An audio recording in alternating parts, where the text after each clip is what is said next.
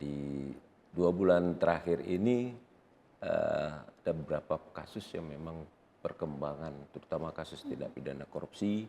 Ada 3 perkara yang sekarang ongoing proses untuk penyidikannya, yang sedang dalam proses penyidikan dan sedang proses penuntutan, ya seperti di BRR itu dengan kerugian negara yang diprediksi 15 miliar lebih.